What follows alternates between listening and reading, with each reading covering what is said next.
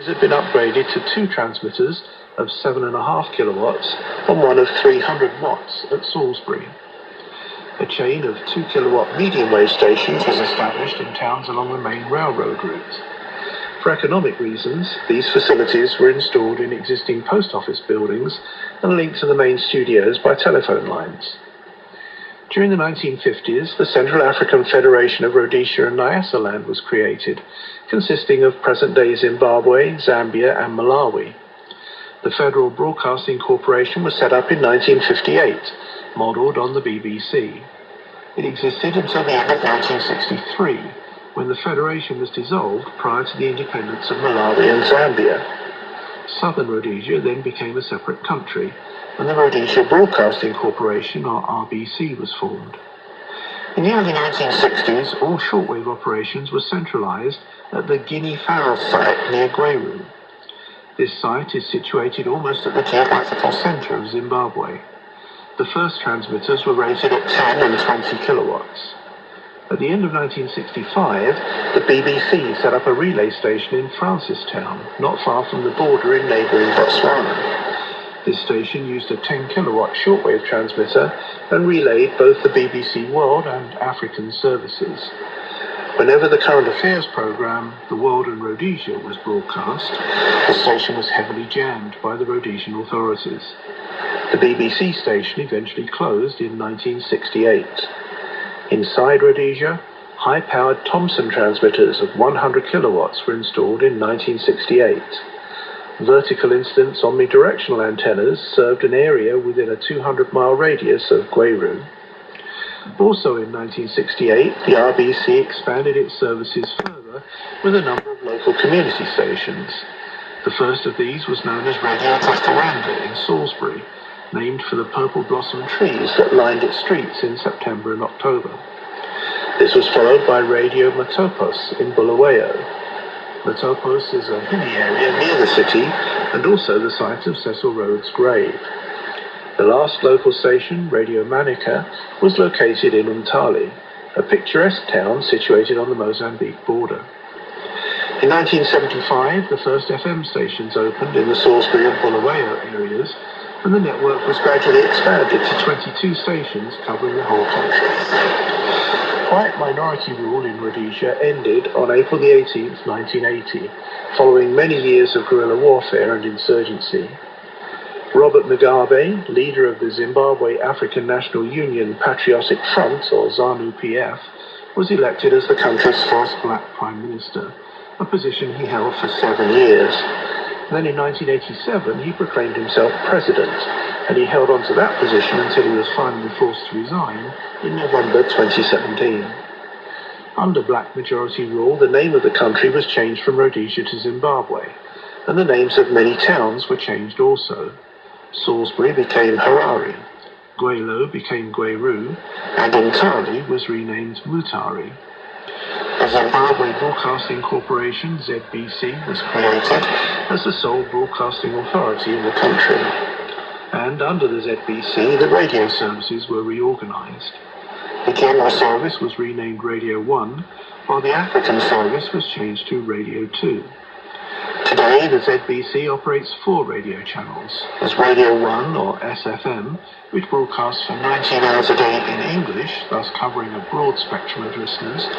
Programs include news and information, a variety of music, light entertainment, sport, comedy, quizzes and drama.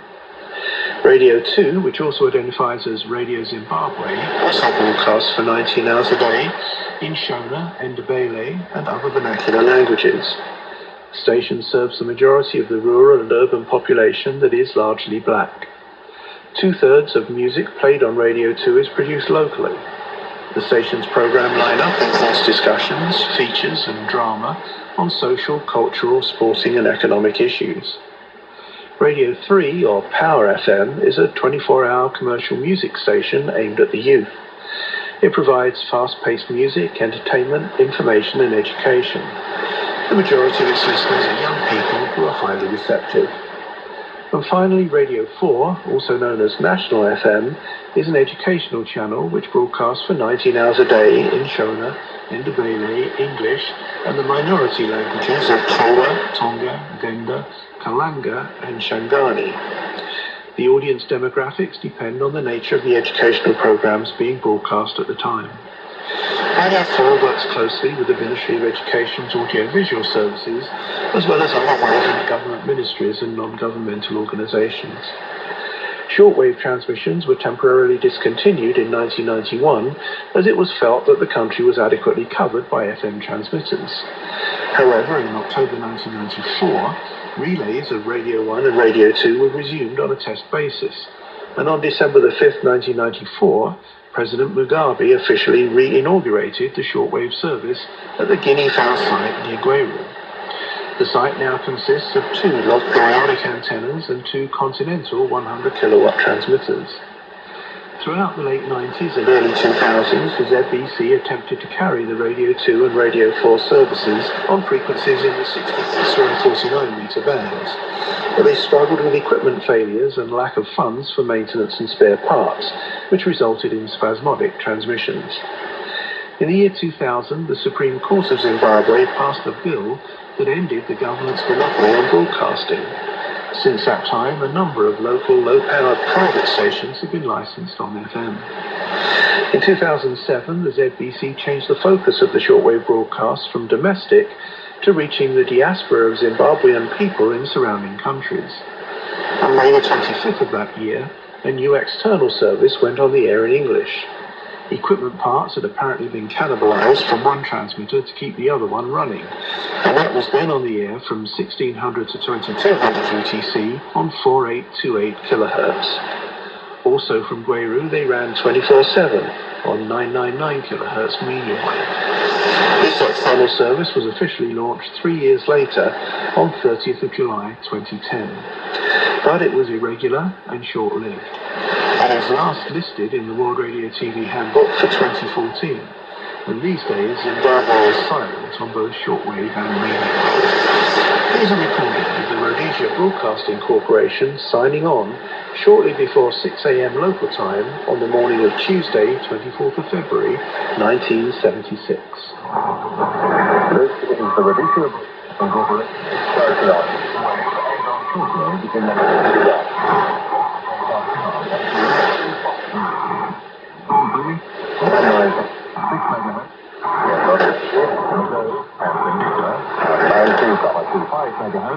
In Delhi on 96.93 MHz, in the Eastern District, Nanga on 96.63 MHz, in Wangi on 92.2 MHz, and in Victoria Falls on 93.11 MHz.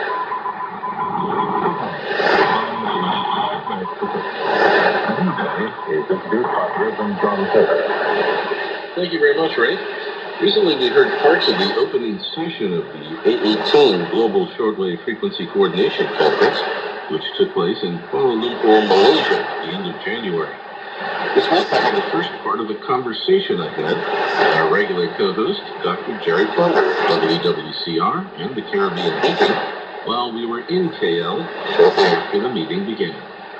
All right, Jerry, we made it to Kuala Lumpur. We're here at the Hotel Istana, and we're in the radio room here.